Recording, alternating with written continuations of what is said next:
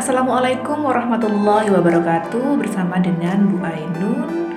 Kali ini kita akan belajar mata pelajaran bahasa Indonesia tentang kalimat transitif dan kalimat intransitif. Tapi sebelumnya kalian harus pastikan bahwa kalian sudah paham tentang kalimat. Nah, apa sih kalimat itu?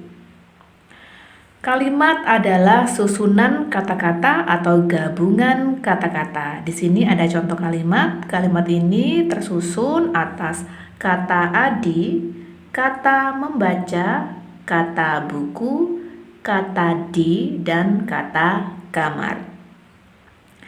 Kalimat punya ciri-ciri diantaranya diawali huruf kapital atau huruf besar dan diakhiri dengan tanda baca.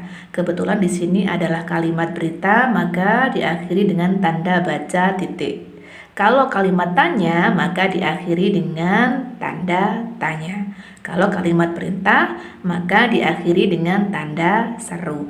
Nah, sekarang apa unsur-unsur yang membentuk kalimat? Nah, unsur-unsur yang membentuk kalimat secara sederhana diantaranya ada subjek, predikat, objek, keterangan yang disingkat dengan SPOK. Sekarang subjek. Subjek itu biasanya terletak sebelum unsur predikat. Subjek adalah unsur pokok dalam sebuah kalimat. Subjek menunjukkan pelaku dalam kalimat. Subjek biasanya berupa kata benda seperti ayah, ani, atau nama-nama orang lainnya. Sekarang predikat.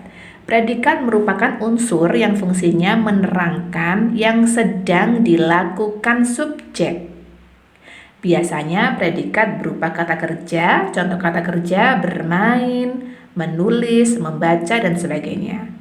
Predikat juga bisa berupa kata sifat, contohnya cantik, pintar, manis, dan sebagainya. Objek. Objek biasanya terletak sesudah predikat. Dapat dikatakan objek merupakan keterangan yang berkaitan dengan predikat atau sesuatu yang menderita.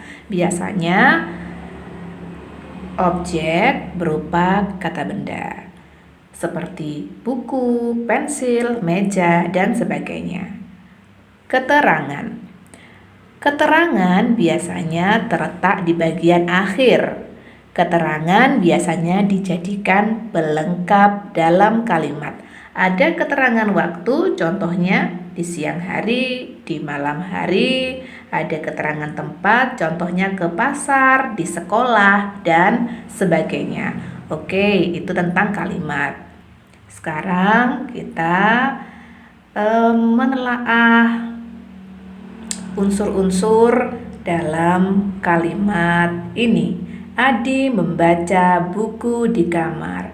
Adi adalah pelaku dalam kalimat ini, maka Adi sebagai unsur subjek. Yang dilakukan Adi adalah membaca. Jadi membaca adalah unsur predikat. Membaca apa? Nah, buku adalah keterangan dari membaca, maka buku adalah unsur objek.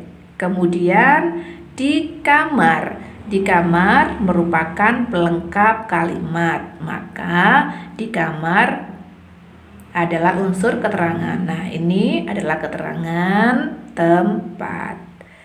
Oke, sekarang kita ke kalimat transitif.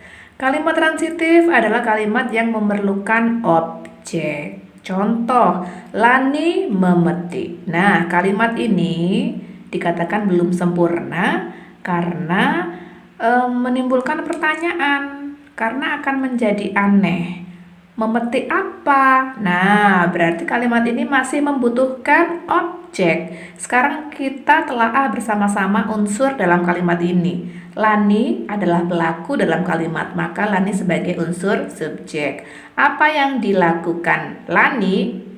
Yang dilakukan Lani adalah memetik. Berarti memetik adalah tindakan dari Lani. Maka memetik adalah unsur predikat. Nah, agar kalimat ini menjadi sempurna, maka harus ditambahkan objek supaya tidak timbul pertanyaan. Coba sekarang kita tambahkan. Jambu. Lani memetik. Memetik apa? Memetik jambu. Maka jambu di sini adalah sebagai unsur objek.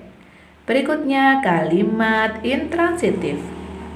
Kalimat yang tidak memerlukan objek. Contoh, Lani menangis. Nah, di sini kalimat ini sudah sempurna, tidak perlu objek. Akan perlu objek jika kita tambah i di belakang.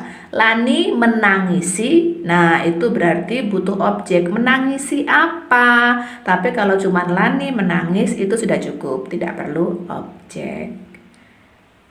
Sekian untuk kalimat transitif dan kalimat intransitif. Sampai jumpa pada pembelajaran berikutnya. Wassalamualaikum warahmatullahi wabarakatuh.